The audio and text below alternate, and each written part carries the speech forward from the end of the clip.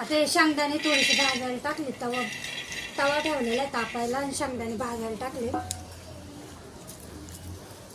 आणि भाजून झाले. आता देठ काढून 5 ते 6 मिरच्या टाकते भाजायला.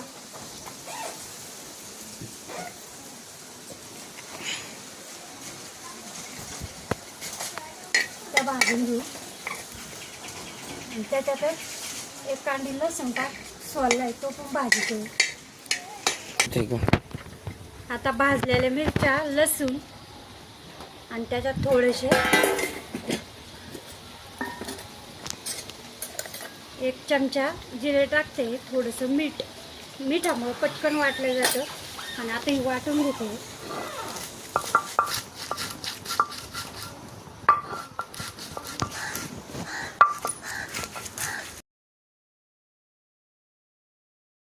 भाजलेले शेंगदाणे ते पण टाकते. आता हे शेंगदाणे ओबड वाटायचे, जास्त काय बारीक वाटायचे नाही.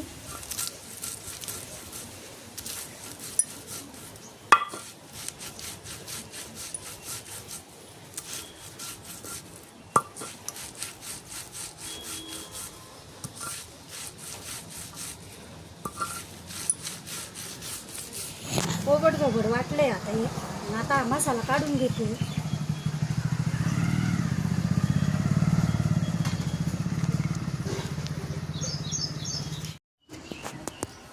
आता या पातेल्याला थोडंसं तेल लावून घेते, म्हणजे पटकन निघतं ते घासायच्या वेळेस.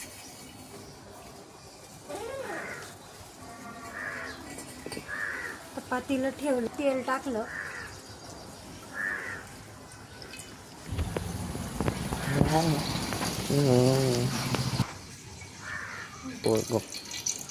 तेल तापलेलं आहे. 1 चमचा मोहरी टाकली, ती चांगली तडतडून दिली. आता त्याच्यात 1 चमचा जिरे टाकलेले. आता लसूण सोलून घेतलेला आहे. 5 ते 6 पाकळ्यालाच ना सोलले आहे आणि त्या पण टाकते याच्यात फोडणीला. आणि त्याचे तुकडे केलेले आहे. लसूण चांगला लाल होऊन दिलेला आहे. आता हे वाटलेला मसाला आहे ना तो त्याच्यात टाकते. 2 ते 3 मिनिटं तो भाजून घेते.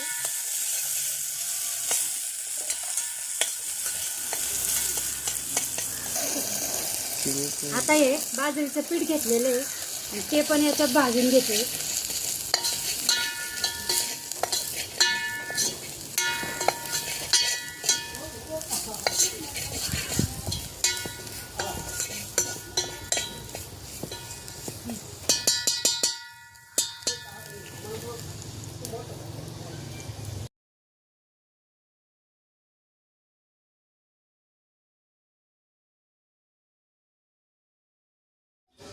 आता मीठ टाकीते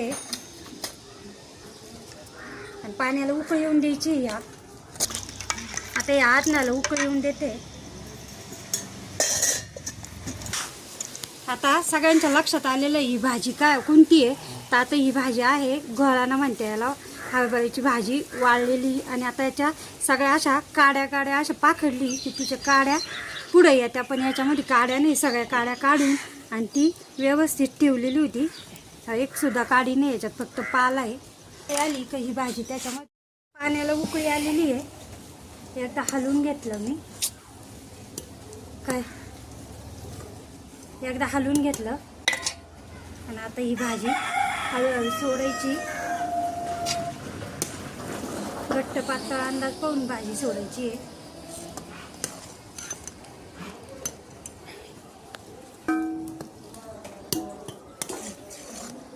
हलवतो मी.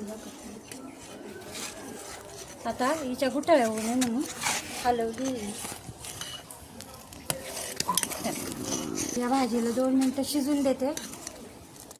बघा आता मस्त अशी भाजी झालेली आहे. भाजी शिजायला काही जास्त वेळ नाही लागत. 2-3 मिनटातच भाजी शिजून होती आणि बनवायला पण जास्त.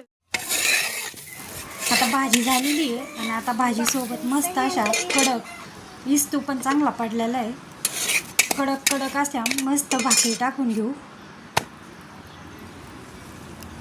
हा बघा अशी इस्तू काढला आणि त्याच्यावर भाजली का टम्म फुगाच्या पण आणि छान अशी कडक बनती. हा